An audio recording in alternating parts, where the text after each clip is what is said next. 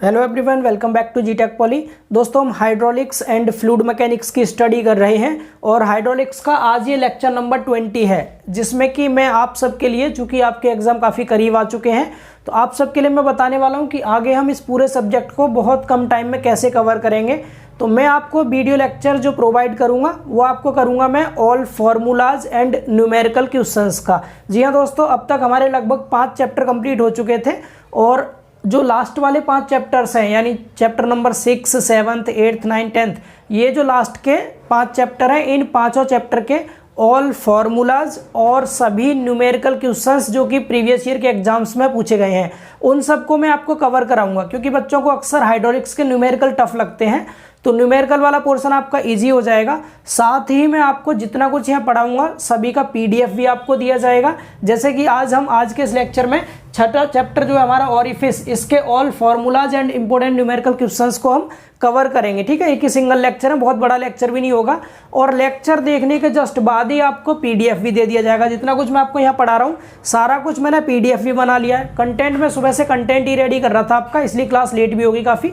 तो इसका एचएचएम का मैंने बचा हुआ जितना पोर्शन है ना, सभी के न्यूमेरिकल क्वेश्चंस और फॉर्मूले का पीडीएफ जनरेट कर लिया है अलग अलग चैप्टर वाइज। वो पीडीएफ आप सबको मैं प्रोवाइड कर दूंगा, टेलीग्राम पर भी आपको पीडीएफ मिल जाएंगे। इसके अलावा मैं जीटेक पॉली के एप्लीकेशन पर भी पीडीएफ को डाल दूंगा। ठीक है, तो हम क्या करने वाले हैं, तो सबसे पहले हम क्या करेंगे, सभी फॉर्मूले, जैसे ऑरिफिस पढ़ेंगे तो ऑरिफिस के सारे फॉर्मूले डिस्कस करेंगे। फिर इस चैप्टर के जितने भी इंपॉर्टेंट न्यूमेरिकल क्वेश्चंस हैं, इस चैप्टर में लगभग 9 न्यूमेरिकल क्वेश्चन है जो बहुत ज़्यादा इंपॉर्टेंट है, जिनमें से एक क्वेश्चन आपका जरूर पूछा जाएगा आपके एग्जाम में। ठीक है, तो आज के इस लेक्चर में आपका 5 नंबर का एक क्वेश्चन कवर हो जाएगा। ऐसे ही हम अगला जो चैप्टर आएगा इसके बाद 7वां चैप्टर, उसके भी न्यूमेरिकल क्वेश्चंस और फॉर्मूले रिवाइज करेंगे। सेम ऐसे ही 8वां चैप्टर। तो टोटल जो क्वेश्चन बने हैं हमारे लास्ट के 5 चैप्टर के 36 क्वेश्चन बने हैं। कितने?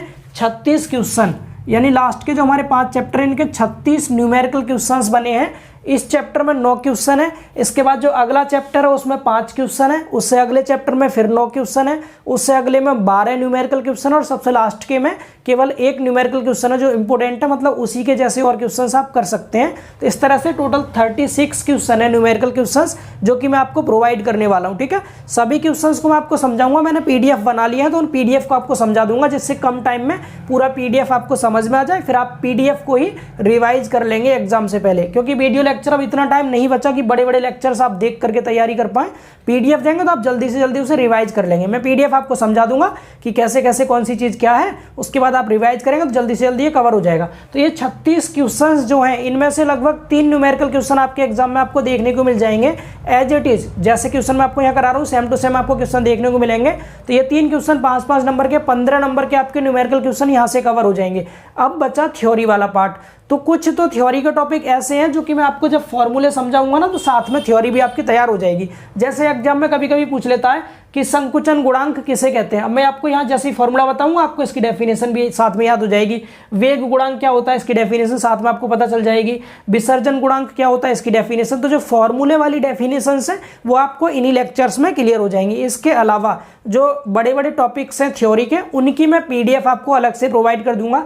आज रात में ही जो बचे हुए आपके लास्ट के 5 चैप्टर्स हैं, इन सब के थ्योरी के पीडीएफ भी मैं जनरेट कर लूंगा, तो कल आपको थ्योरी वाला पीडीएफ भी मिल जाएगा। मतलब कल तक मैं इस एचएचएम का सारा कंटेंट आपको प्रोवाइड कर दूंगा। 5 तो वीडियो लेक्चर मिलेंगे आपको, छठे चैप्टर का एक लेक्चर जिसमें छठे चैप्टर के सारे न्यूमेरिकल क्वेश्चन जो इंपॉर्टेंट है। ऐसे 7वें का 8वें का जितने भी 5 चैप्टर है, 5 लेक्चर आपको मैं दूंगा अपनी तरफ से, और कल तक ही कोशिश करेंगे 5 लेक्चर आपको मिल जाएंगे। क्योंकि अभी तक मैं सुबह से कंटेंट रेडी कर रहा था, अब मैं फ्री हो चुका हूं, अब मैं केवल वीडियो शूट कर दूंगा। तो 5 लेक्चर में आपके एचएचएम के सारे न्यूमेरिकल क्वेश्चंस और फॉर्मूले आपको रिवाइज हो जाएंगे। उसके बाद जो थ्योरी वाला पार्ट है वो मैं आपको पीडीएफ दूंगा, आप उसमें देख के पढ़ लीजिएगा। उसके अलावा कोई भी और डाउट आपका रहता है तो मुझे कमेंट कर दीजिएगा, ताकि एग्जाम से पहले मैं आपके वो डाउट्स भी क्लियर करा सकूं। समझ के सभी लोग क्लियर है ना?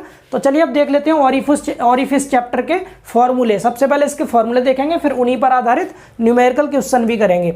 जैसे कि सबसे पहला फॉर्मूला है हमारा संकुचन गुणांक, यानी कोफिशिएंट ऑफ कॉन्ट्रैक्शन। अब संकुचन गुणांक होता क्या है, तो सबसे पहले थोड़ा सा आप समझ लीजिए ऑरिफिस के बारे में। ऑरिफिस किसे कहते हैं? तो ऑरिफिस कहते हैं जैसे कोई भी टंकी है और किसी टंकी में एक छेद बना दिया आपने जिसमें से पानी निकल रहा है, तो उस छेद को, उस छिद्र को ही हम क्या बोलेंगे, ओरिफिस बोलते हैं। जैसे यहाँ पर हमारे पास ये कोई एक टंकी है या कंटेनर है, इसमें यहाँ पर एक छेद हमने बना रखा, तो ये जो होल बना हुआ है इसी को हम ओरिफिस कहते हैं। क्या कहते हैं, ओरिफिस। इतना समझ पा रहे हैं। अब इस ओरिफिस में से सपोज इस ओरिफिस में से ऐसे पानी निकल रहा है बाहर, ये पानी यहाँ पर टंकी में पानी भरा हुआ है, तो ये पानी इस ओरिफिस के थ्रू बाहर निकल रहा है। तो जब ये पानी बाहर निकलता है, चूंकि आपके पास जो ये वाला लिक्विड है, ये लिक्विड बहुत बड़े एरिया में है, जबकि छिद्र जो है वो छोटा है थोड़ा सा, तो ये जो पूरा पानी है ये इस छिद्र की ओर आएगा बह करके। जब छिद्र की ओर आता है बह करके, तो इस छिद्र में से जब पानी बाहर निकलता है तो ये एक जेट की तरह से बाहर निकलता है। एक जो पानी की जो धारा निकलती है बाहर को, वो जो धार बना के निकलेगा पानी, उसको हम जेट बोल देते हैं। क्या बोलते हैं, जेट।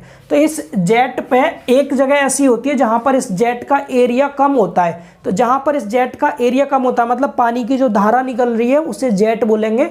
जेट की फॉर्म में पानी बाहर निकल रहा है, तो उस जेट का एरिया जिस जगह पर कम होगा उसको कहते हैं जेट।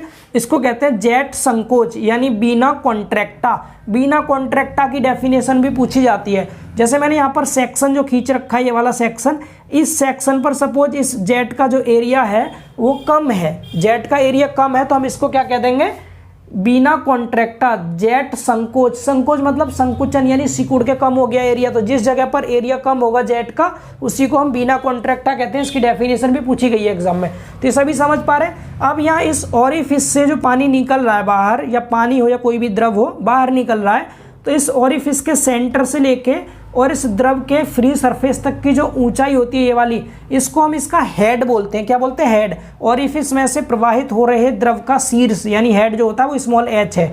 ये समझ आ रहा है सभी को। अब सबसे पहले हम पहला फॉर्मूला समझ लेते हैं। पहला फॉर्मूला है हमारा coefficient of contraction. Coefficient of contraction, coefficient को सी से डिनोट करते हैं, कॉन्ट्रैक्शन को भी सी से, तो इसको सी से प्रदर्शित करते हैं। सी क्या होता है, सी बराबर फॉर्मूला क्या है, इस पर क्वेश्चन भी आएंगे। तो सी बराबर जो होता है जेट संकोच पर जेट का क्षेत्रफल बट्टे में ओरिफिस का क्षेत्रफल। मतलब ये दो एरिया का एक अनुपात होता है। कौन कौन से एरिया का, एक तो आपने देखा यहाँ पर आपका बिना कॉन्ट्रैक्टा बन रहा है जेट संकोच, तो इस जेट संकोच का जो एरिया होगा, इस जेट संकोच पर मतलब इस जेट का एरिया, इस जेट का एरिया सब जगह अलग होता है। यहाँ पर कुछ और होगा एरिया, यहाँ कुछ और होगा एरिया, यहाँ कुछ और होगा एरिया। तो इस जेट संकोच पर जो इस जेट का क्षेत्रफल है AC, और अपॉन में इस पूरे ओरिफिस का क्षेत्रफल, ओरिफिस एक होल होगा तो उस ओरिफिस का क्षेत्रफल, इन दोनों के रेशियो को हम कहते हैं CC। तो इन दोनों की वैल्यू आपको क्वेश्चन में देगा, या तो इसका डायमीटर देगा तो एरिया हमें खुद से निकालना होगा, या फिर ये दोनों एरिया दे रखे होंगे तो हम इजीली CC बता देंगे, दोनों का अनुपात होता है। बोलिए समझ पा रहे हैं, कैसे याद रखेंगे। कॉन्ट्रैक्शन मतलब संकुचन, संकुचन हो रहा है ना, तो संकुचन से याद रखना कि संकुचन वाला एरिया लेंगे, जहां पर संकुचन हो रहा था, कहां हो रहा था, जेट संकोच पे, अपॉन में ओरिफिस का टोटल एरिया लेंगे, तो ये CC बराबर AC अपॉन A हो जाएगा। दूसरा है वेग गुणांक, कोफिशिएंट ऑफ वेलोसिटी। अब वेलोसिटी का मतलब क्या हो गया, ये जो गुणांक होगा दो वेलोसिटी का अनुपात होगा। कौन कौन सी वेलोसिटी का अनुपात होता है, तो जेट संकोच पर वास्तविक वेग अपॉन में सैद्धांतिक वेग। वास्तविक वेग का मतलब होता है एक्चुअल वेलोसिटी, यानी एक्चुअल B एक्चुअल, अपॉन में सैद्धांतिक मतलब होता है थियोरटिकल वेलोसिटी। इसको BC अपॉन BTH से डिनोट करते हैं, BC अपॉन BTH। जो हमारा CB होता है मतलब कोफिशिएंट ऑफ वेलोसिटी, वो दो वेलोसिटी का अनुपात होता है। कौन कौन सी वेलोसिटी का, एक्चुअल वेलोसिटी का और थियोरटिकल वेलोसिटी का। एक्चुअल वेलोसिटी को हम BC से डिनोट करते हैं और थियोरटिकल को BTH से।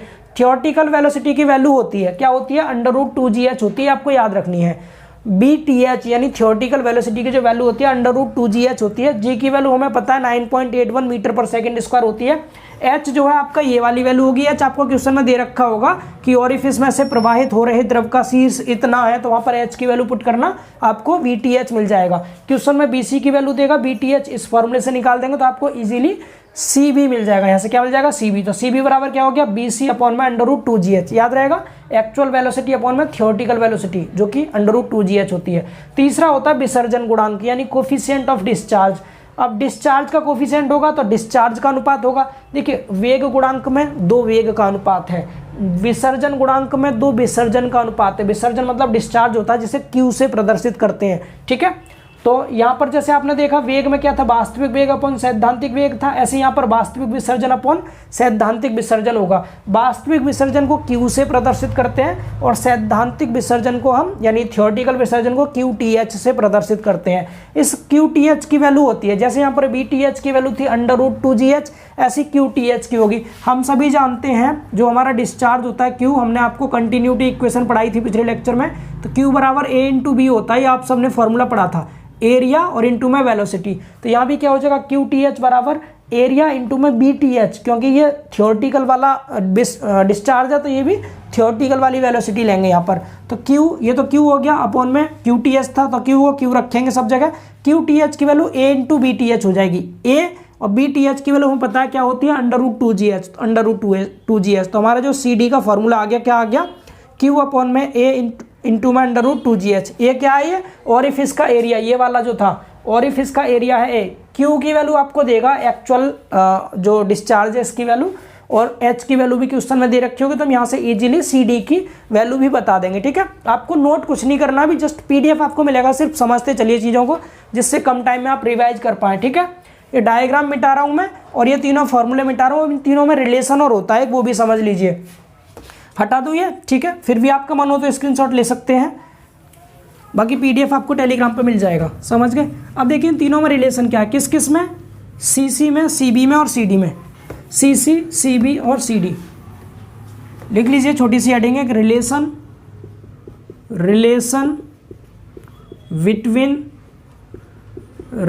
बिटवीन किस किस में, CC, CB एंड CD। इन तीनों में रिलेशन, तीनों में संबंध क्या होता है, तो इन तीनों में जो रिलेशन होता है, ये CD जो है ना डिस्चार्ज वाला, कोफिशिएंट ऑफ डिस्चार्ज, ये सबसे बड़ा होता है। इसकी जो वैल्यू होती है इन दोनों के गुणनफल के बराबर होती है, किस किस के, CC इंटू CB, इन दोनों के मल्टीप्लाई के बराबर होती है। ये इनमें रिलेशन होता है, इस फॉर्मूले का भी यूज होगा न्यूमेरिकल क्वेश्चंस में। बोलिए ये सभी को समझ आ गए। ठीक है, तो ये जो 4 फॉर्मूले आपको बताए हैं, तीनों तो इनके अपने अलग अलग फॉर्मूले और चौथा इनमें रिलेशन वाला फॉर्मूला। इन चारों फॉर्मूलों पर आधारित पहले 2 क्वेश्चन दे रखे हैं, पहले उन दोनों क्वेश्चन को हम कर लेते हैं, उसके बाद फिर आगे और फॉर्मूले हैं इसके 2, उन्हें समझेंगे, फिर उस पर आधारित कई क्वेश्चन है, लगभग 6-7 क्वेश्चन है, उन्हें कवर करेंगे। उसके बाद ये चैप्टर आपका न्यूमेरिकल वाला पोर्शन, फॉर्मूले वाला पोर्शन कवर हो जाएगा पूरी तरह से। बोलिए समझ आ गया यहाँ तक सभी को? थोड़ा सा माइंड को शार्प रखा, तेजी से चीज़ों को समझते चलें। ठीक है, एग्जाम बहुत नियर है, अब इसको हटाते हैं और इसके न्यूमेरिकल क्वेश्चन देख लेते हैं। पहले देखिए, न्यूमेरिकल क्वेश्चन करने से पहले एक ये वाला फॉर्मूला और आप समझ लीजिए, experimental determination of hydraulic coefficient, यानी जलीय गुणांक का प्रयोगात्मक मान ज्ञात करना। जलीय गुणांक यहाँ पर ये पीछे वाले 3 गुणांक बोले गए, बट एक अलग कंडीशन दे दी यहाँ पर, कौन सी, एक्सपेरिमेंटल। एक्सपेरिमेंटल मतलब प्रयोग करके जब हम वैल्यू निकालेंगे। तो यहाँ डायग्राम में बहुत थोड़ा सा चेंज किया, चेंज कुछ नहीं है, बस यहाँ पर थोड़ी आगे की डिटेल दे दी गई है। डिटेल आगे की क्या है, यहाँ पर ये आपका सेम ये वाला टैंक बना हुआ है, इसमें यहाँ पर क्या है, कोई भी लिक्विड भरा हुआ है, कोई द्रव भरा हुआ है, जिसके यहाँ ओरिफिस है ये वाला, इस ओरिफिस के सेंटर से द्रव का जो शीर्ष है वो स्मॉल h है, और यहाँ से जब पानी बाहर निकल के जा रहा है, पानी है या कोई भी द्रव है, तो ये द्रव एक जेट के रूप में जा रहा है, और जब ये जेट के रूप में जा रहा है तो हमने इसको यहाँ पर किसी एक मेजरमेंट टैंक में भर लिया, किसी दूसरे मेजरमेंट टैंक में भरा है।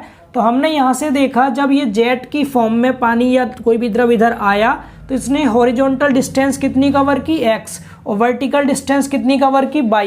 तो यहाँ पर बस आपको ये 2 चीज़ एक्स्ट्रा आ गई है, x और y क्या होता है। तो x क्या है, जेट द्वारा चली गई हॉरिजॉन्टल डिस्टेंस, y क्या है, जेट द्वारा चली गई वर्टिकल डिस्टेंस। यहाँ पर थोड़ा सा बदलाव आ जाता है। तो जो हमारा पहला फॉर्मूला है जिसे हम CD लिख रहे हैं, CD का फॉर्मूला आप सबने देखा था क्या होता है, कोफिशिएंट ऑफ डिस्चार्ज। तो यहाँ पर हम एक्चुअल डिस्चार्ज लेते हैं ऊपर, और नीचे थियोरेटिकल डिस्चार्ज लेते हैं, जिसे हम QTH बोलते हैं, QTH। तो ऊपर Q रहता है, नीचे QTH में एरिया आता है ओरिफिस का, इनटू में वेलोसिटी यानी कि थियोरेटिकल वेलोसिटी VTH आता है। आगे हमने देखा था Q को Q लिखा, अपॉन नीचे एरिया इंटू जो हमारी थियोरेटिकल वेलोसिटी होती है वो √2GH होती है, √2GH लिख दिया। तो इस फॉर्मूले में तो बेटा कोई बदलाव नहीं आया, पहला फॉर्मूला तो ये वाला सेम रहा हमारा, CD बराबर Q अपॉन में स्मॉल a इंटू √2GH। ये तो फॉर्मूला सेम ही रहता है, इसमें कोई बदलाव नहीं है। ठीक है, इसके बाद जो दूसरा फॉर्मूला होता है हमारा, दूसरा फॉर्मूला कौन सा, CB का फॉर्मूला, यानी कोफिशिएंट ऑफ वेलोसिटी। हमने पीछे ये फॉर्मूला क्या देखा था, कोफिशिएंट ऑफ वेलोसिटी में हमने देखा था एक्चुअल वेलोसिटी आता था अपॉन में थियोरेटिकल वेलोसिटी, ये हमने फॉर्मूला देखा था। बट यहाँ पर फॉर्मूला जो आएगा आपका एक्स और वाई के टर्म्स में आता है, किसमें, एक्स और वाई के पदों में आता है। और ये जो फॉर्मूला होता है यहाँ पर तो हमारा v/√2gh आया था, क्या आया था, v/√2gh, जबकि यहाँ पर क्या आएगा, यहाँ पर x आता है अपॉन में √4/h आता है। ये डेरिवेशन है, बट यहाँ पर डेरिवेशन नहीं पूछा जाएगा, इस पर क्वेश्चन आता है न्यूमेरिकल, इसीलिए ये फॉर्मूला मैंने आपको लिखवाया है, क्या, x अपॉन में √4/h। तो ये फॉर्मूला आपके लिए नया है, इसको भी आप लोग जरूर याद कर लें, बाकी फॉर्मूले में कोई बदलाव नहीं है, ठीक है। केवल ये CB का फॉर्मूला आपका लिख जाएगा अलग से जब x और y की वैल्यू दे दी जाएगी। तो मैंने यहाँ आपको बता दिया x और y क्या है, क्योंकि क्वेश्चन है इस पर, इसलिए मुझे समझाना जरूरी था x और y यहाँ पर क्या है। क्लियर हो गया सभी को ये। अब अगर आपको कह दें हम अब CC बताइए क्या होगा, तो CC हम निकाल सकते हैं। अगर मैंने तीसरा आपसे CC की वैल्यू पूछी तो बिल्कुल निकाल सकते हैं, क्योंकि CD बराबर जो होता है वो CC इंटू में CB होता है। तो CB को इस साइड ले जाओ तो यहाँ से CC मिल जाएगा, CC बराबर हो जाएगा CD अपॉन में CB। तो इसमें भी कोई दिक्कत नहीं, सिर्फ फॉर्मूला आपके लिए ये वाला नया है, इसको नोट कर लीजिए, ठीक है। समझ आ गया सभी को, x समझ पा रहे हैं ना, x क्या है, हॉरिजॉन्टल डिस्टेंस, y क्या है बेटा, वर्टिकल डिस्टेंस। यहाँ तक क्लियर हुआ सभी को, ये सब कुछ आपको PDF में लिखा हुआ है, इसलिए मैं सिर्फ समझा रहा हूँ चीज़ों को। अब क्वेश्चन की ओर मूव करते हैं, और इस पर आधारित 2 क्वेश्चन है, दोनों को समझ लेते हैं, प्रीवियस ईयर के एग्जाम्स में पूछे गए हैं, ठीक है। फिर आगे 1-2 फॉर्मूला समझ के उन क्वेश्चन को भी करेंगे। चलिए देखिए समझते हैं क्वेश्चन नंबर फर्स्ट। ये यूपी के एग्जाम में पूछा गया इंपॉर्टेंट क्वेश्चन है। देखिए क्या लिखा है इसमें, 12.5 वर्ग सेंटीमीटर क्षेत्रफल के एक ओरिफिस से 1.125 मीटर के स्थिर शीर्ष के प्रभाव में पानी की एक जेट निकलती है। तो पहली लाइन में हमें क्या क्या दे रखा है, लिख लीजिए, दिया है क्या दिया है, 12.5 वर्ग सेंटीमीटर क्षेत्रफल के एक ओरिफिस, मतलब ओरिफिस का क्षेत्रफल क्या दिया है हमें, ओरिफिस का क्षेत्रफल। आप सिर्फ समझने पे ध्यान दीजिए, नोट मत कीजिए, आपको PDF मिल जाएगा, ठीक है। स्मॉल ए से डिनोट करते हैं ओरिफिस के क्षेत्रफल को, 12.5 सेंटीमीटर स्क्वायर दे रखा है, ठीक है। आगे कह रहा है 1.125 मीटर स्थिर शीर्ष मतलब बेटा हेड होता है, हेड मतलब H की वैल्यू दे रखी है, H 1.125 मीटर दे रखा है। यहाँ तक क्लियर हुआ। आगे देखिए पानी की एक जेट निकलती है, यह जेट संकुच से 2 मीटर क्षैतिज दूरी, अभी आपको डायग्राम समझाया था, क्षैतिज दूरी हमारा x होता है, क्षैतिज दूरी x होता है, कितना दिया है, 2 मीटर। इसके बाद 1 मीटर ऊर्ध्वाधर दूरी y कहते हैं इसको, y 1 मीटर है। और क्या दे रखा है, जेट का विसर्जन मतलब डिस्चार्ज होता है बेटा, विसर्जन Q दे रखा है, जेट का विसर्जन, यहाँ थियोरेटिकल नहीं है, वास्तविक वाला विसर्जन है Q की वैल्यू दे रखी है 3.65 लीटर पर सेकंड, ठीक है। ये लीटर पर सेकंड में दिया है। पूछा क्या है हमसे, पहला हमसे विसर्जन गुणांक पूछा है, पहला हमसे क्या पूछा है, विसर्जन गुणांक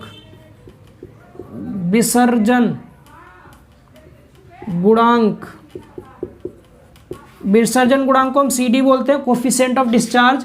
CD का फॉर्मूला आप सबको पढ़ाया गया है, Q/QT आता है, QT की जगह A इंटू में √2GH, ठीक है, थियोरेटिकल वाला। तो अब यहाँ पर वैल्यूज पुट कर लीजिए सभी की वैल्यू, तो CD बराबर कितना हो जाएगा, CD बराबर Q हमें क्वेश्चन में दे रखा है, Q कितना है, ये रहा, लीटर पर सेंटीमीटर में है ये, सॉरी सेकंड में, लीटर पर सेकंड में। तो या तो आप इसको सेंटीमीटर में चेंज कर लीजिए, सेंटीमीटर क्यूब में, 1 लीटर में 1000 सेंटीमीटर क्यूब होता है ना, तो हम यहाँ लिख देंगे कितना, 3.65 इंटू 10⁻³ ये किस में आ गया बेटा, सेंटीमीटर क्यूब पर सेकंड में हो गया ये अब, ठीक है। यहाँ तक बोलिए सभी को समझ आ रहा है। अब नीचे जो भी वैल्यू लेंगे आप सब सेंटीमीटर और सेकंड में आपको लेनी है सारी वैल्यूज। तो क्या क्या वैल्यू आएंगे, एरिया आपको ऑलरेडी सेंटीमीटर में दे रखा है, तो 12.5 हो गया, कोई दिक्कत नहीं, इंटू अंडर रूट में 2 सेम रहेगा, जी की वैल्यू 9.81, ये मीटर पर सेकंड में होता है, इसको सेंटीमीटर में चेंज करने के लिए 100 से गुणा कर देंगे भैया, सेंटीमीटर पर सेकंड में हो गया, इंटू एच की वैल्यू, एच मीटर में, इसको भी सेंटीमीटर में करने के लिए 100 से गुणा कर दीजिए, 1.125 गुणा 100। अब ये सारी वैल्यूज हमारी सेंटीमीटर और सेकंड में हो गई, ठीक है। ये हटा रहा हूँ मैं, समझाने के लिए लिखा था सिर्फ। इसको कैलकुलेट कर लीजिए, आंसर हमें मिल जाएगा। देखिए कैलकुलेटर से कैलकुलेट करते हैं कितना आ रहा है वैल्यू, कितनी है। पहले नीचे वाली सॉल्व कर लीजिए, पहले रूट सॉल्व करते हैं। रूट में 2 इंटू 9.81 इंटू 100 इंटू में 1.125 इंटू 100 और इक्वल कर दिया। ये कुछ वैल्यू आ गई, इसको गुणा कर दीजिए कितने से, 12.5 से, ठीक है। ऊपर कितना है 3, 1000 से गुणा करें तो 3650 हो जाएगा ये 1000 से गुणा करने पर, और ये डिवाइड बाई आंसर और बराबर। ये आ रहा है बेटा सी डी की वैल्यू 0.621 आ गया। ये भी हमारा किस में आया 621, ये 621 जो आया हमारा सेंटीमीटर क्यूब पर सेकंड में आया है, सेंटीमीटर क्यूब पर सेकंड में, ठीक है। अगर आपको इसको लीटर में चेंज करना हो तो आप लीटर की फॉर्म में भी लिख सकते हैं। बाकी आंसर देख लेते हैं, यही आ रहा है। यस, अरे नहीं ये तो कुछ नहीं है, सॉरी, ये तो कांस्टेंट है ना, यूनिट नहीं आएगी इसके पीछे, सॉरी, सिर्फ इतना ही आएगा, ये आंसर है। ये तो कोफिशिएंट है, इसका कोई यूनिट नहीं होगा, ठीक है। पहला आ गया। दूसरा वेग गुणांक, वेग गुणांक कहते हैं कोफिशिएंट ऑफ वेलोसिटी, सीबी की वैल्यू एक्स और वाई वाला फॉर्मूला। एक्चुअल में ये जो होता है आपका क्या होता है, सीबी बराबर हमारा होता है actual velocity upon theoretical velocity √2gh होता है। लेकिन एक्स और वाई वाला जब वैल्यू दे रखी हो तो यहाँ पर एक्स अपॉन √4/h आता है। ये आप सबको बताया गया था, ठीक है। सभी वैल्यूज को रखिए यहाँ पर, क्या क्या वैल्यू हमें दे रखी है, सारी वैल्यू हमारे पास है। सीबी बराबर एक्स की वैल्यू बेटा 2 मीटर है, मीटर में रख लीजिए, चलिए 2 मीटर, √4 इंटू वाई की वैल्यू 1 मीटर, एच की वैल्यू भी मीटर में रख दीजिए। यूनिट हमेशा सेम रखनी है, चाहे जिसमें रख लीजिए। ये इसको कैलकुलेट कीजिए, क्या आंसर आ रहा है देखिए, 2 डिवाइड बाई ब्रैकेट लगा के √ में कितना 4 इंटू 1.125 ब्रैकेट क्लोज, ठीक है। इक्वल किया तो 0.942 कितना है, 0.9428 0.9428 है, 43 कर दे रहे हैं, ठीक है। ये अगला आंसर आ गया। 2 आंसर निकल गए, बस तीसरा बचा है, एक इधर निकाल देते हैं। तीसरा आंसर देख लीजिए, इधर निकाल देते। तीसरा क्या पूछा है हमसे, संकोच गुणांक या संकुचन गुणांक सीसी हमें यहाँ फाइंड आउट करना। अब चूंकि हमें पता है कि जो CD होता है वो CC इंटू CB होता है, तो CC निकालने के लिए इसको इस साइड ले जाओ तो CC बराबर क्या आ जाएगा बेटा, CD अपॉन में CB। CD और CB की वैल्यू को डिवाइड कर दीजिए। CD कितना आया था 0.621 और डिवाइड बाई ये कितना है 0.943 दोनों का डिवाइड किया यहाँ से तो 0.621 डिवाइड बाई 0.943 और इसको इक्वल कर लिया तो 0.658 ये तीसरा आंसर आ गया। बोलिए कोई दिक्कत किसी को कोई दिक्कत इसमें, क्लियर हो गया सभी को? ये बहुत बढ़िया, ये आसान सा क्वेश्चन था और ये पूछा गया था एग्जाम में, कर लेंगे सभी लोग इसको। चलिए अब इसको हटाते हैं और अगला क्वेश्चन देखते हैं। समझिए, देखिए समझते हैं अब सेकंड क्वेश्चन में लिखा है 10 सेंटीमीटर व्यास के एक ओरिफिस में से 6 मीटर के शीर्ष के प्रभाव में पानी विसर्जित होता है। विसर्जन वेग तथा जेट संकोच का व्यास ज्ञात कीजिए। अब देखिए क्या दिया है आपको क्वेश्चन में, 10 सेंटीमीटर व्यास के एक ओरिफिस यानी ओरिफिस का व्यास आपको दिया है,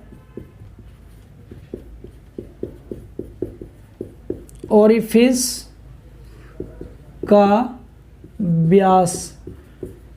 का व्यास दिया है d बराबर कितना दे रखा है 10 सेंटीमीटर। यहाँ तक कोई दिक्कत नहीं।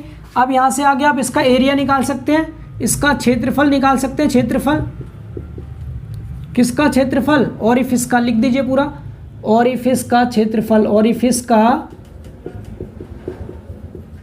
क्षेत्रफल, जिसे हम a बोलते हैं, ओनली a क्या हो जाएगा π/4d² हो जाएगा ना, π/4d²। d की मैं डायरेक्ट वैल्यू पुट कर रहा हूँ यहाँ पर, मीटर में चेंज कर लीजिए तो 0.10 मीटर आएगा ये, यानी 0.10 100 से भाग करने पे मीटर बन गया, इसका स्क्वायर कर दिया। तो यहाँ से स्मॉल a की वैल्यू कितनी आ गई इसे कैलकुलेट करके बता दीजिए। देखिए ये आ रहा है π/4 इंटू में 0.1 का स्क्वायर, तो यहाँ से आ गया ये 7.85 इंटू 10⁻³ मीटर स्क्वायर में एरिया। समझ आ गया इतना। इसके बाद h यानी 6 मीटर के शीर्ष, यानी शीर्ष दे दिया आपको, शीर्ष मतलब h दे दिया, शीर्ष मतलब स्मॉल h बराबर 6 मीटर दे रखा है। और क्या दिया है? और कुछ नहीं दिया। अब पूछा क्या है आपसे वो देख लीजिए। सबसे पहले आपसे पूछा है यहाँ पर विसर्जन वेग पूछा है, विसर्जन वेग। विसर्जन वेग जानते किसे कहते हैं?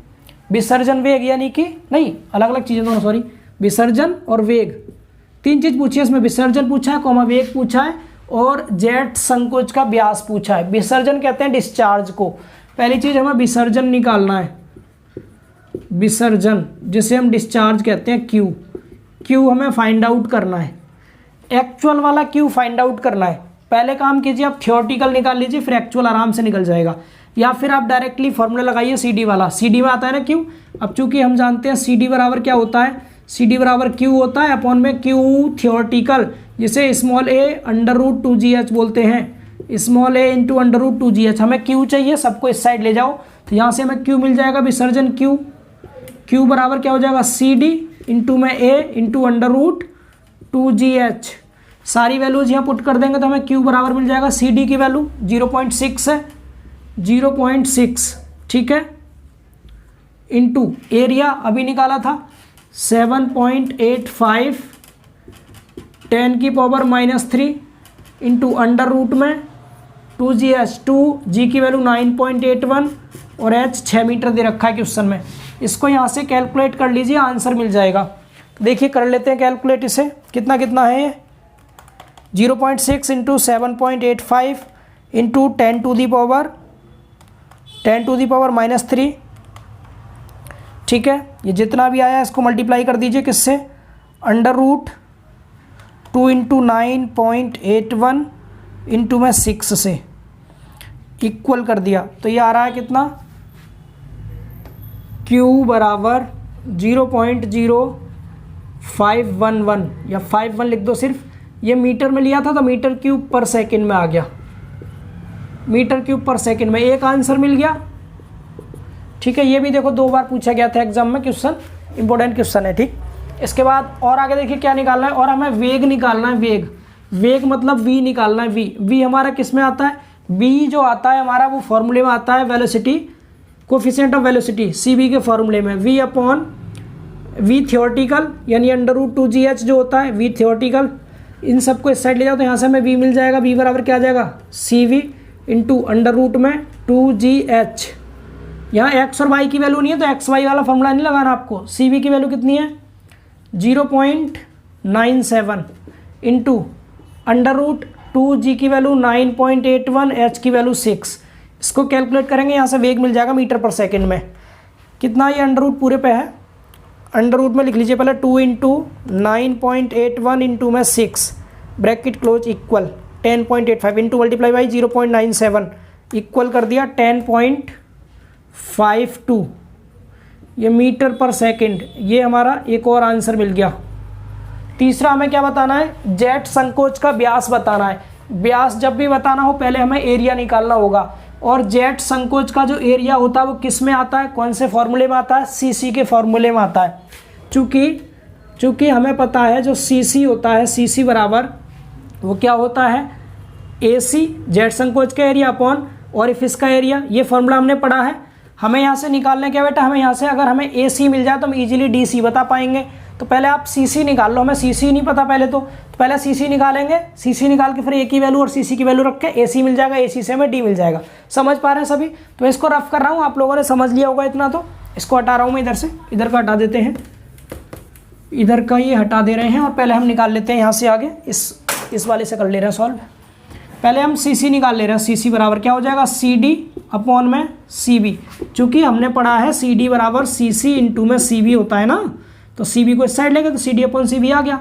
तो सी सी बराबर कितना हो गया, सी डी की वैल्यू कितनी है बेटा, सी डी मेरे सी डी ये रहा 0.6 अपॉन 0.97, दोनों को डिवाइड किया तो हमें यहाँ से सी सी मिल जाएगा। कितना आएगा देखिए, 0.6 डिवाइड बाई 0.97, तो 0.6185 आ रहा है।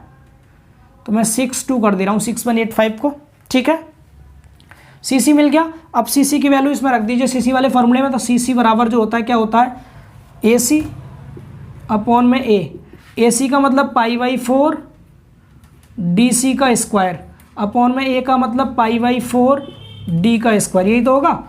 π/4 से π/4 कैंसिल हो गया, डी स्क्वायर को इस साइड ले जाओ तो यहाँ से हमें मिल जाएगा डी सी का square equal to C C into में डी स्क्वायर, यहाँ वैल्यूज रख दीजिए। सी का स्क्वायर डी सी का square equal to C C की वैल्यू 0.62 आई है। डी कितना दे रखा, 10 सेंटीमीटर व्यास दिया, मैं 10 ही रख दे रहा हूँ। तो यहाँ से डी स्क्वायर डी सी की स्क्वायर मिल जाएगा, कितना आया देखो 0.62 मल्टीप्लाई बाई 10 का स्क्वायर, जो भी वैल्यू आई 62 वैल्यू आ गई है, 62 आ गया 62। अब इसका रूट निकाल देंगे तो यहाँ से हमें डी सी मिल जाएगा। डी सी बराबर रूट निकाल दीजिए, रूट निकाल दीजिए 62 का 7.87, ये सेंटीमीटर में आया, किस में आया सेंटीमीटर में। बोलिए क्लियर है ये। तो ये हमारा क्या आ गया, जेट का व्यास आ गया, जेट का व्यास। मुझे लगता है क्लियर हो गया होगा सभी को। 7.87, वेरी गुड, यही आंसर दे रखा है। ठीक है, तो ये भी समझ आ गया सभी को। आसान क्वेश्चन था, कर लेंगे इस टाइप का क्वेश्चन भी। तो हमने 2 इंपॉर्टेंट क्वेश्चन कर लिए, स्टार्टिंग के सभी फॉर्मूले समझ लिए। अब पहले हम 1-2 फॉर्मूले समझते हैं, फिर उन पर आधारित ही क्वेश्चन प्रैक्टिस करेंगे। ठीक है, चलिए हटाते हैं इसको, देखिए आगे। दोस्तों आगे के सभी क्वेश्चंस को हम पीडीएफ की फॉर्म में रिवाइज करेंगे, जिससे कि कम टाइम में हम ज़्यादा कंटेंट गेन कर सकें और आपको पीडीएफ भी समझ में आ जाएगा किस तरह से आपको पढ़ना है। ठीक है, तो स्टार्टिंग के ये टॉपिक्स हम पढ़ चुके हैं बोर्ड पर ऑलरेडी। हमने ये सब पढ़ लिया, एक्सपेरिमेंटल फार्मूला भी पढ़ लिया और स्टार्टिंग के 2 न्यूमेरिकल क्वेश्चन भी हमने कर लिए बोर्ड पर। ठीक है, ये सारा कंटेंट हमारा हो चुका है कंप्लीट। अब यहाँ से आगे जो 2 फार्मूले आएंगे, पहले इन्हें हम रिवाइज करेंगे, उसके बाद इस पर क्वेश्चन लगाएंगे। तो सबसे पहले हम इस फॉर्मूले को देखेंगे, discharge through fully submerged orifice.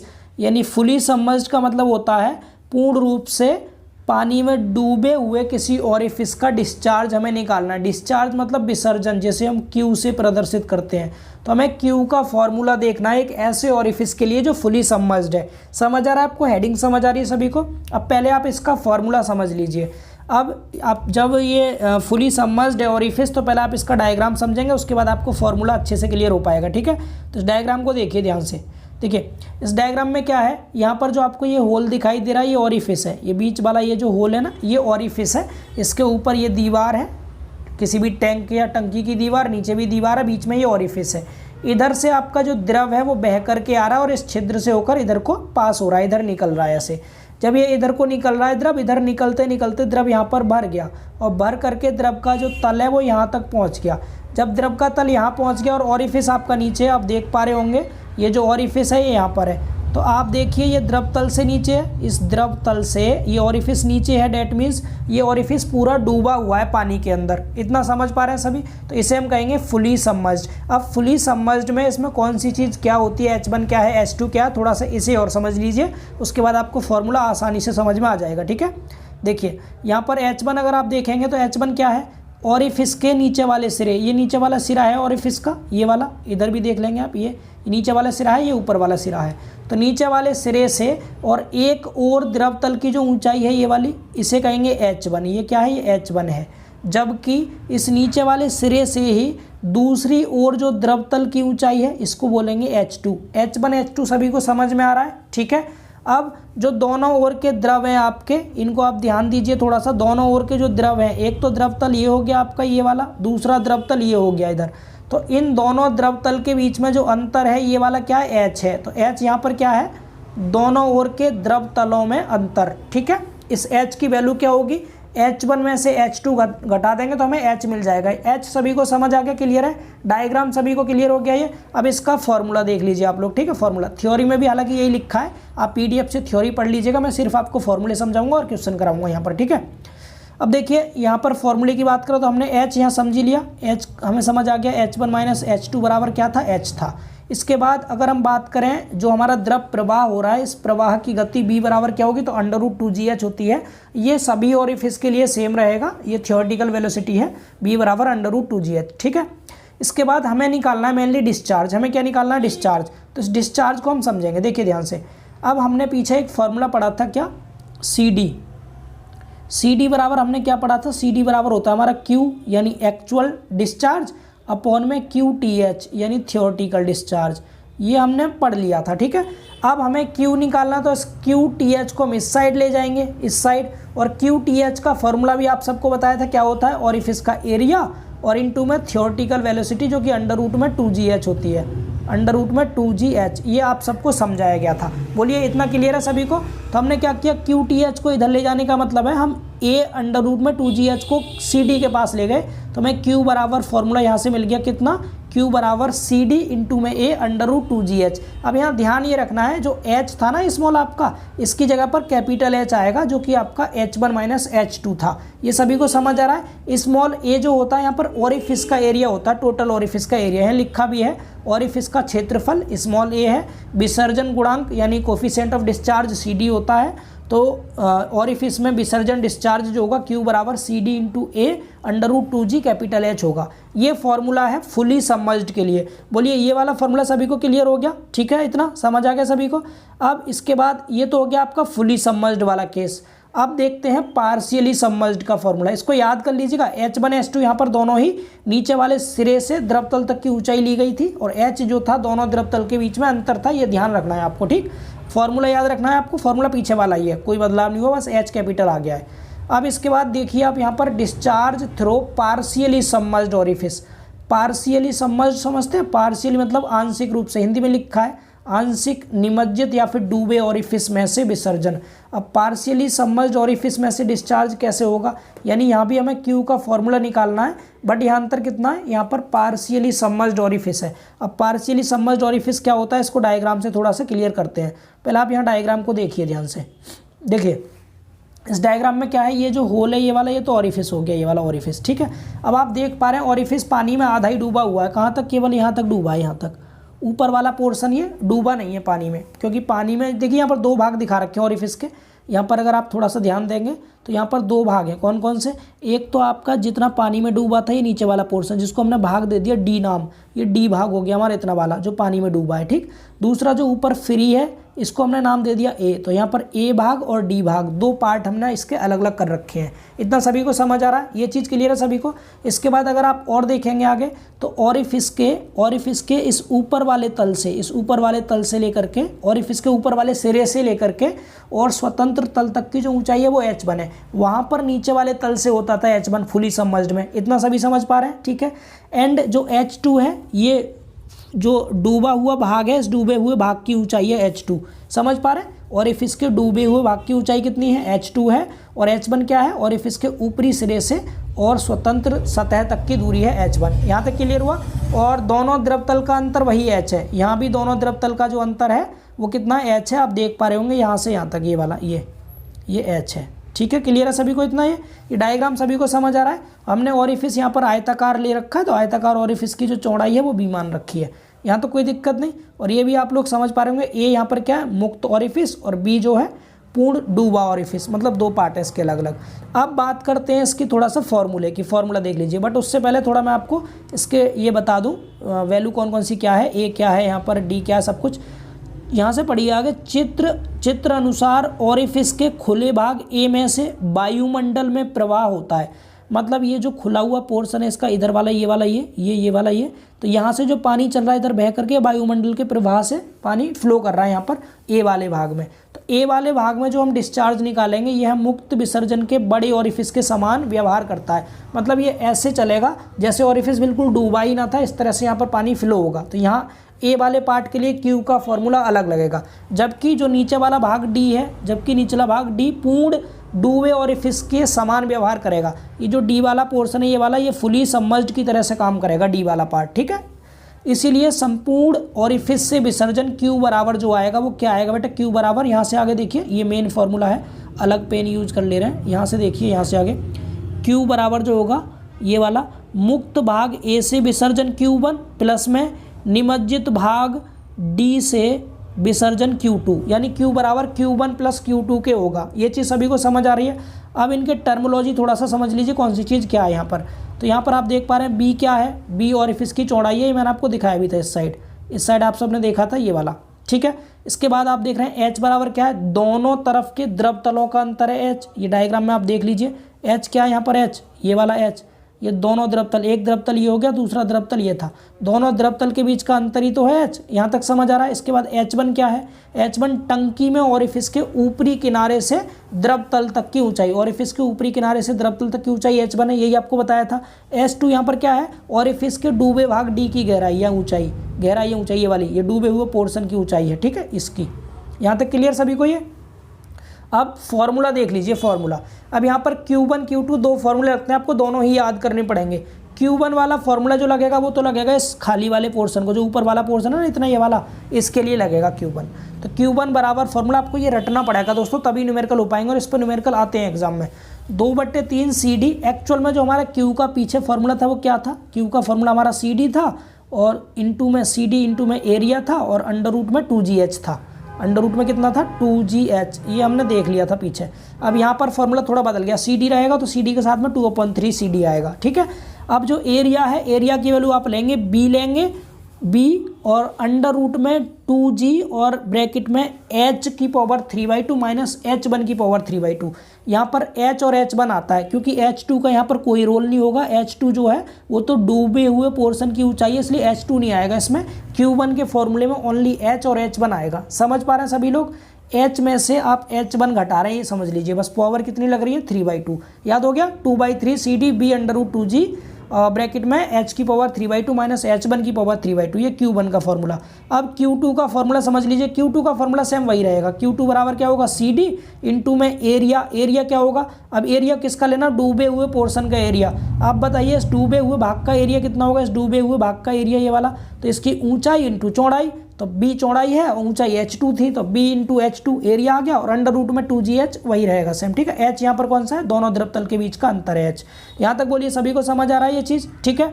अब आंशिक निमज्जित ओरिफिस में से संपूर्ण अगर विसर्जन की बात करें तो Q1 + Q2 हो जाएगा, दोनों को जोड़ देंगे। तो आप अलग अलग याद रखना, Q1 Q2 दोनों की वैल्यू अलग अलग निकालना, लास्ट में फिर दोनों को ऐड कर देना। ये फॉर्मूला हो गया इसके लिए। तो ये दोनों फॉर्मूले आप सबको क्लियर हो गए।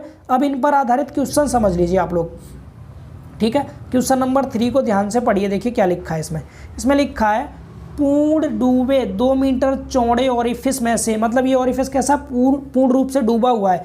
2 मीटर चौड़े मतलब B की वैल्यू दे रखी है यहाँ पर कितनी, 2 मीटर। इतना समझ आया। विसर्जन ज्ञात कीजिए, Q की वैल्यू हमें ज्ञात करनी है, जबकि दोनों ओर के द्रवतलों का अंतर, दोनों ओर के द्रवतल का अंतर यहाँ पर कैपिटल H कहलाता है। कैपिटल H बराबर 50 सेंटीमीटर था, या फिर 0.5 मीटर कह दीजिए 100 से भाग करने पर। ये समझ आया। ओरिफिस के ऊपरी तथा निचले किनारों से द्रव की ऊंचाई है, जो पूर्णतः डूबा हुआ होता है उसमें ये ऊंचाई है H1 और H2 होती है। तो H1 H2 की वैल्यू भी आपको यहाँ पर दे रखी है, 4 वैल्यू आपको दे दी, साथ में CD की वैल्यू दे दी आपको। CD बराबर कितना है, 0.60 है। ये सभी को समझ आया। यहाँ डायग्राम भी हमने दिखा रखा है, डायग्राम आप देख सकते हैं। H1 H2 आपको पता है, जो ये H1 है आपका, ये कितना है, क्योंकि अब आपको वैल्यू देखनी कम और ज़्यादा के हिसाब से, कम वाली वैल्यू को H1, ज़्यादा वाली को H2, कम वाली को H1, ज़्यादा को H2 ले लीजिए, ठीक है, ये वाली। और दोनों द्रवतल के बीच का जो अंतर है वो H ले रखा है यहाँ पर, और इस तरह से इसकी चौड़ाई यहाँ पर 2 मीटर थी ओरिफिस की। सभी को क्लियर है ये चीज़। अब फॉर्मूला देख लीजिए और आंसर निकाल दीजिए। तो हमने फॉर्मूला क्या पढ़ा है, Q बराबर क्या होता है, CD इंटू B इंटू में हमें ओरिफिस का लेना है बेटा एरिया। ओरिफिस का एरिया आप लोग बताइए क्या आएगा, इस ओरिफिस का एरिया क्या होगा, इसका एरिया होगा इसकी चौड़ाई B ले ली, और इसकी वाली ऊंचाई यहाँ से यहाँ तक की ऊंचाई कितनी होगी, ये ऊंचाई आप खुद देख लीजिए। इस H2 में से अगर आप H1 घटाएंगे तो ये वाली ऊंचाई मिल जाएगी आपको, तो H2 माइनस H1, यहाँ से यहाँ तक एरिया आ गया। अंडर रूट में 2GH, H यहाँ पर द्रवतल का अंतर होता है, ये वाला जो 50 सेंटीमीटर था। क्लियर हुआ सभी को। सारी वैल्यूज पुट कर देंगे यहाँ पर।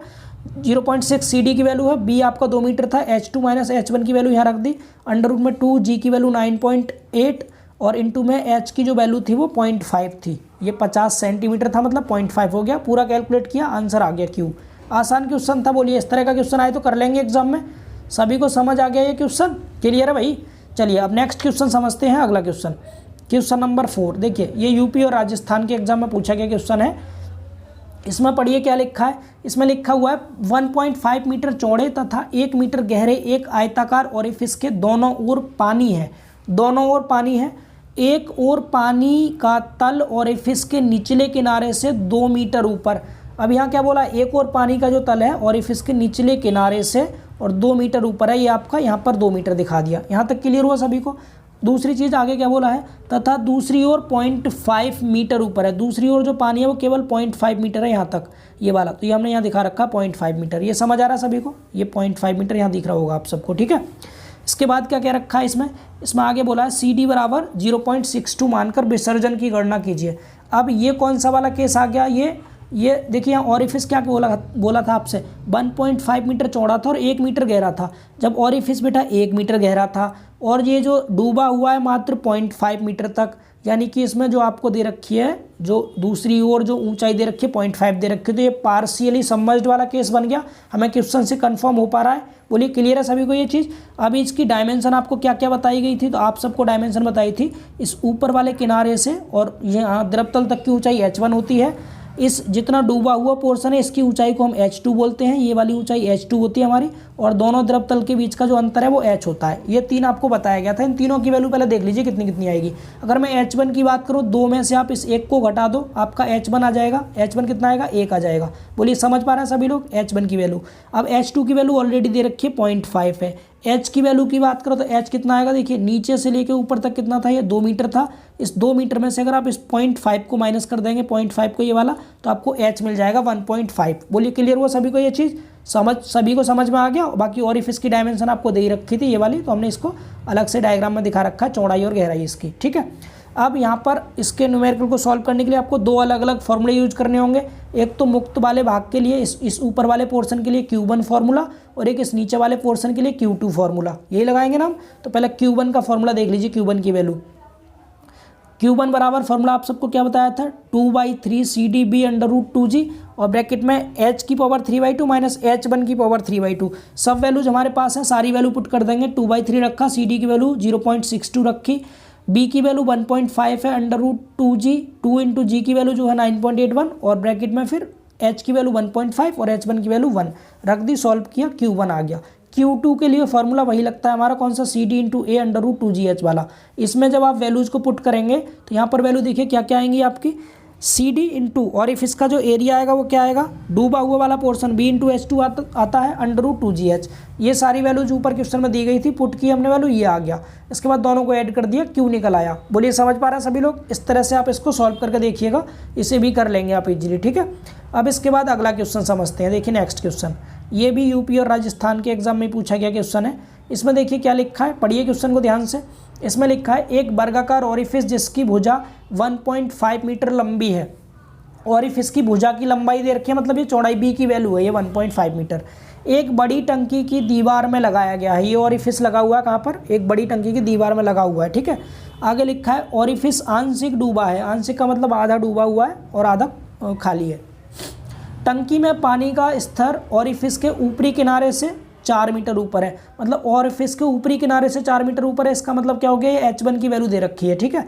ऑरिफिस के दूसरी तरफ पानी का स्तर उसके ऊपरी किनारे से 0.3 मीटर नीचे है, ये h2 की वैल्यू है। ये बेटा h1 की वैल्यू हो गई, ये h2 की वैल्यू हो गई। आगे CD की वैल्यू 0.62 दे रखी है, और आपको निकालना क्या है, विसर्जन निकालना है पर सेकंड में, ठीक है। तो पहले डायग्राम में इन वैल्यूज को आप देख लीजिए एक बार, डायग्राम की हेल्प से देख लीजिए। आपको यही मैंने बताया था, h1 की वैल्यू 4 मीटर, h2 की वैल्यू, h2 आपका कितना है 1.2 मीटर है, ठीक है। और टोटल जो ऑरिफिस था आपका, टोटल ऑरिफिस कितना ऊंचाई है इसकी, टोटल ऑरिफिस की क्वेश्चन में दे रखी थी 1.5 मीटर भुजा का था, यानी वर्गाकार था, तो 1.5 मीटर चौड़ा 1.5 मीटर लंबा होगा ये, ठीक है, वर्गाकार है इसलिए। तो अब ये 1.2 तो ये हो गया, तो ऊपर वाला पोर्शन जो खाली है कितना बचा है, 0.3 बचेगा ना। ये 0.3 लिखा है यहाँ पर, समझ लीजिएगा आप लोग, 0.3, क्योंकि 1.2 ये हो गया, 0.3 ऊपर हो गया। ये सभी को क्लियर हुआ। तो हमें जो वैल्यू चाहिए कौन कौन सी, h1 4 मीटर है, h2 1.2 मीटर है, h की वैल्यू 4.3 मीटर है। ये सभी को क्लियर हो गया ना। अब आपको करना क्या है, बस इसमें फॉर्मूला अप्लाई कर दीजिए और वैल्यूज रख दीजिए। तो देखिए Q1 का फॉर्मूला जो आपको याद कराया था वही आपको याद रखना है, 2/3 CDB √2G, h की पावर 3/2 माइनस h1 की पावर 3/2, सारी वैल्यूज को यहाँ पुट कर दिया, हमारा Q1 निकाला है। फिर Q2 के लिए फॉर्मूला लगाया हमने, CD into A √2GH, A की वैल्यू हमेशा कौन सी लेंगे, B इंटू H2 वाली, ठीक है। बस ये 2 फॉर्मूले याद करने हैं आपको। अगर फॉर्मूले याद होगा तो वैल्यू क्वेश्चन में खुद दी जाती हैं, आप आराम से अटैम्प्ट कर सकते हो। ये भी आंसर आपका आ चुका है। बोलिए सभी को समझ आया है क्वेश्चन भी। तो आप सिर्फ 2 फॉर्मूले याद कर लीजिए, सिर्फ 2 फॉर्मूले। एक तो फॉर्मूला आपका कौन सा हो गया, देखिए फुली सबमर्ज्ड के लिए तो आप यही वाला फॉर्मूला अप्लाई करते हैं, फुली सबमर्ज्ड में तो कोई दिक्कत ही नहीं है आपको, ये वाला बस ध्यान ये रखना है, जो आप एरिया यूज करेंगे वो ओरिफिस का एरिया यूज करेंगे, ओरिफिस की जितनी ऊंचाई होगी और चौड़ाई होगी उसे, और एच की वैल्यू वहाँ पर द्रव तल का अंतर लेते हैं, इतना फुली सबमर्ज्ड में। और ये जो आपका पार्शियली सबमर्ज्ड में, इसमें Q2 का फॉर्मूला तो फुली सबमर्ज्ड वाला ही रहेगा, और Q1 का जो फॉर्मूला है वो आपको बस अलग से याद करना है, ये वाला। इतना अगर आपने याद कर लिया तो आप ये वाले क्वेश्चन आराम से कर पाएंगे, फुली सबमर्ज्ड और पार्शियली सबमर्ज्ड के। बोलिए समझ पा रहे हैं सभी लोग? बस थोड़ा सा और बचा है, कवर हो गया लगभग। अब ये है लास्ट टॉपिक है ओरिफिस का, ये वाला जिस पर न्यूमेरिकल क्वेश्चन है, time of emptying A tank, यानी किसी भी एक टैंक के खाली होने का समय। इसके भी सिर्फ एक ही फॉर्मूला, दो नहीं एक ही याद करेंगे आप, दूसरा तो अपने आप निकल आता है। अगर आपको ये फॉर्मूला भी याद हो गया तो फिर इसके भी आप 4-5 क्वेश्चन है उन्हें कर पाएंगे इजीली, और ये चैप्टर पूरी तरह से फिर आपकी मुट्ठी में होगा, ठीक है। आपको ओवरऑल मिला के मैंने मुश्किल से 8 फॉर्मूले बताया, नंबर 8 लिखा ना है, 8 फॉर्मूले इस चैप्टर में। अगर आपने ये अच्छे से याद कर लिए तो आपका काम हो जाएगा, 5 नंबर का एक क्वेश्चन आपका फिक्स हो जाएगा यहाँ से।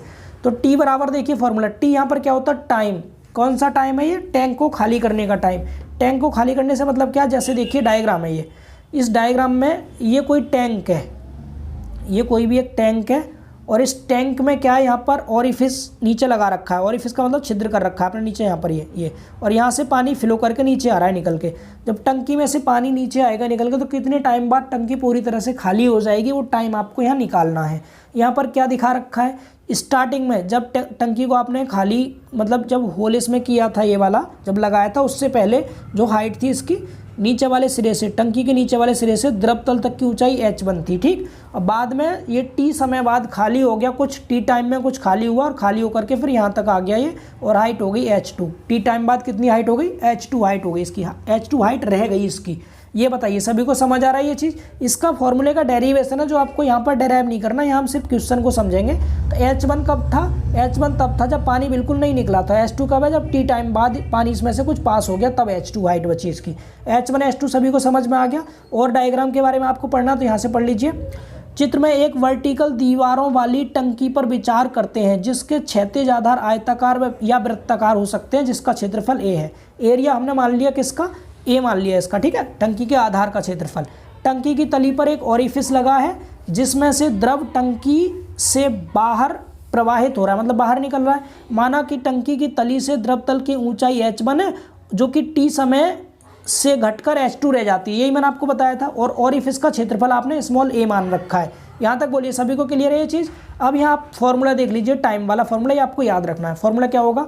फॉर्मूला t बराबर रहेगा 2a अपॉन में CD/√2g। CD/√2g तो आपका याद ही करना है आपको, ये वही डिस्चार्ज वाले फॉर्मूले से निकल के आता है, CD/√2g। बस h वाला पोर्शन यहाँ से हटा देना है, h वाला पोर्शन ऊपर आ जाएगा, और ये अंडर रूट में है। 1/2 का मतलब होता है अंडर रूट, तो h1 की पावर 1/2 माइनस h2 की पावर 1/2, या आप कह सकते हैं √h1 माइनस √h2, जैसे आपको सुविधा लगे याद करने में। तो बोलिए ये फॉर्मूला आप सबको याद हो जाएगा अच्छे से।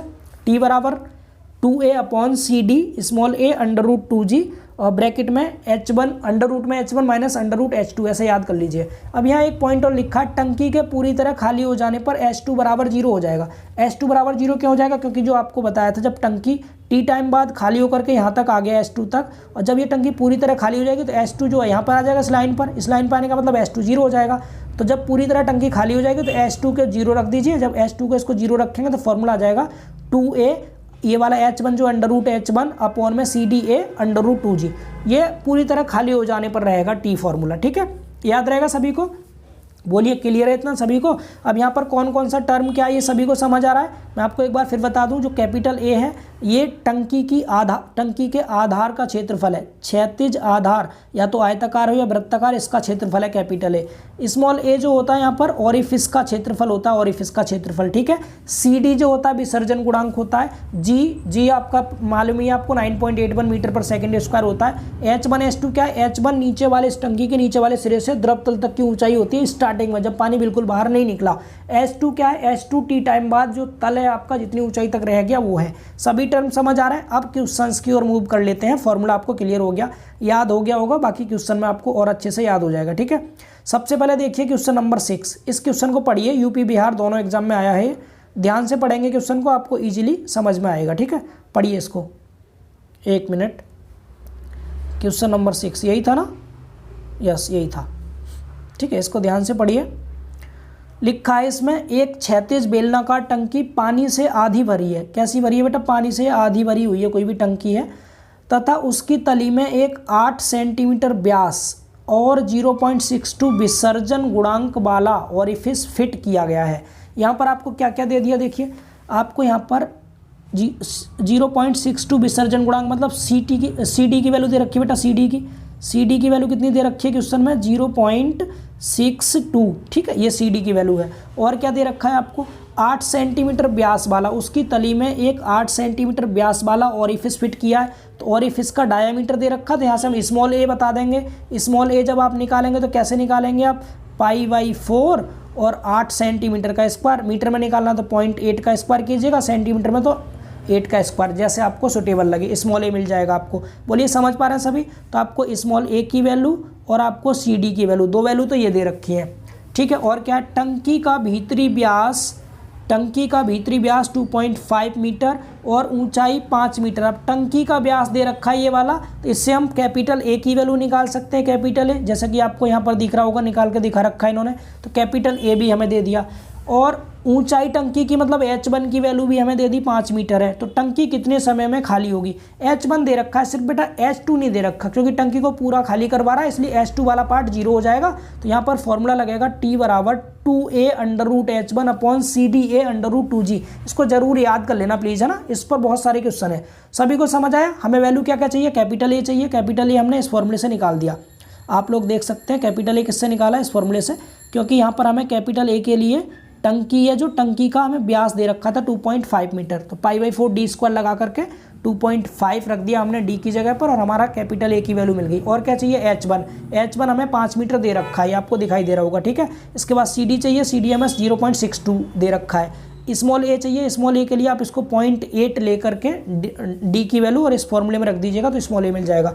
π/4 d² से निकाल दीजिएगा, स्मॉल ए मिल गया।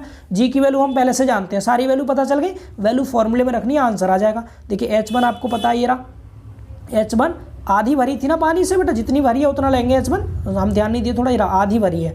तो आपका ऊंचाई 5 मीटर, तो 5 का आधा ले लेंगे H1। ठीक है, H1 5/2 होगा।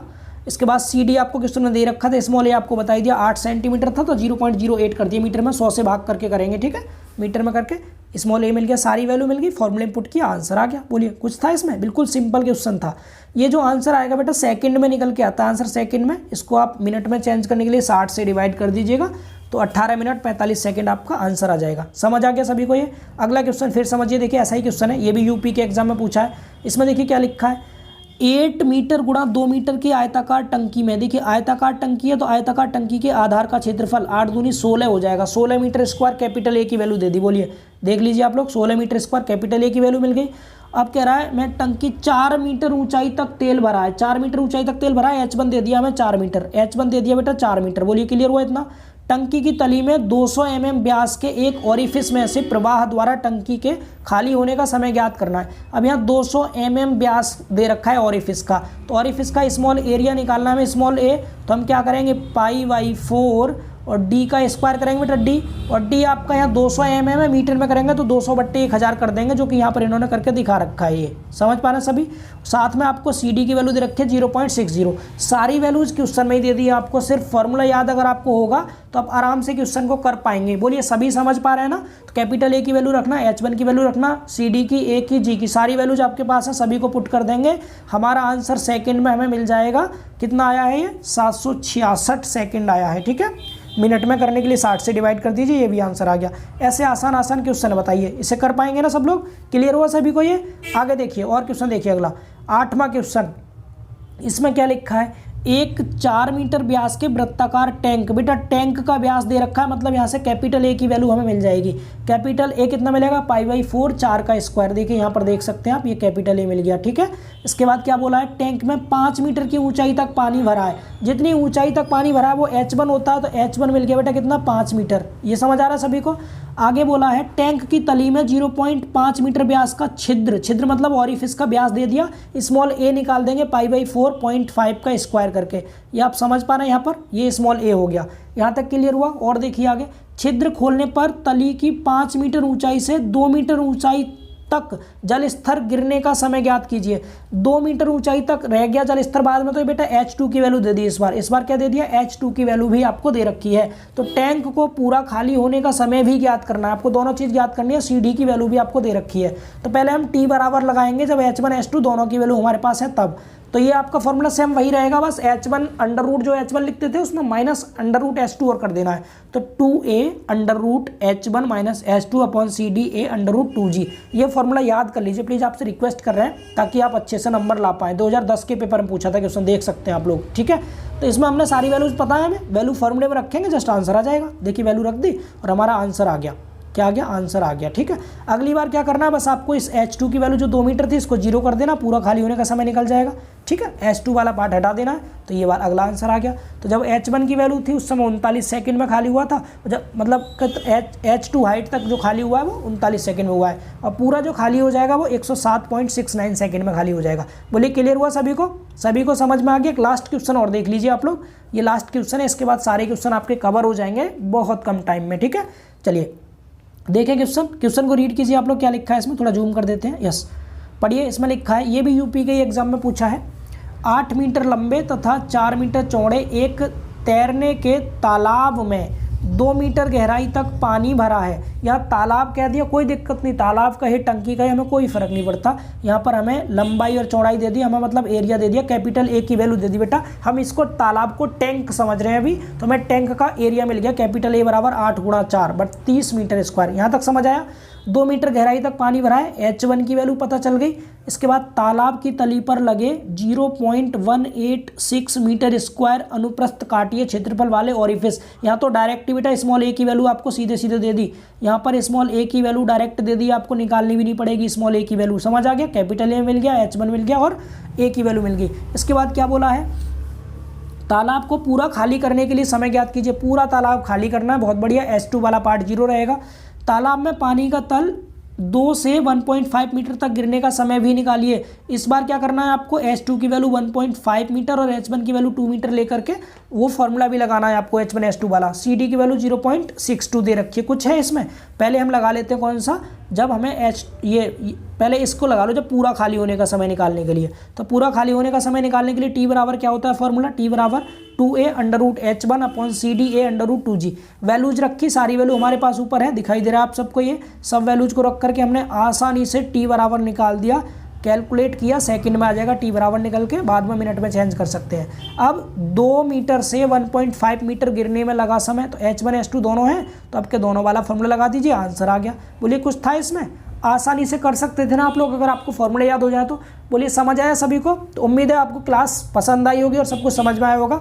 अब ये जो PDF है, आपको PDF ये जीटेक पॉली के ऑफिशियल टेलीग्राम चैनल पर मिल जाएगा। इसके अलावा जीटेक पॉली के ऐप पर भी आपको ये PDF मिल जाएगा। इसको डाउनलोड करके अच्छे से रिवाइज करना, जस्ट अब एक बार आपको देखना है सिर्फ ऑरली। अगर आप देख लेंगे तो आपके ओरिफिस वाले क्वेश्चंस के न्यूमेरिकल अच्छे से कवर हो जाएंगे।